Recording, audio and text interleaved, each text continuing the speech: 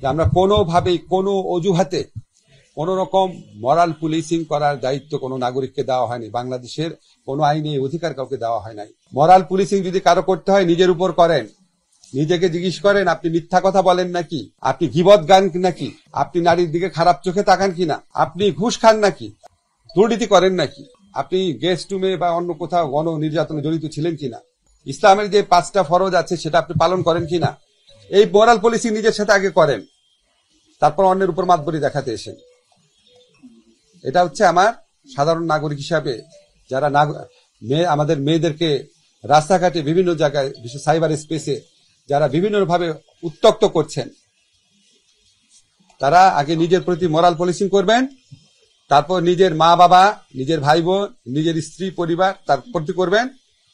তারপর আপনি বিবেচনা করবেন ইসলাম আপনাকে অন্য কারো উপর মরাল পুলিশিং করার অধিকার দিয়েছে কিনা।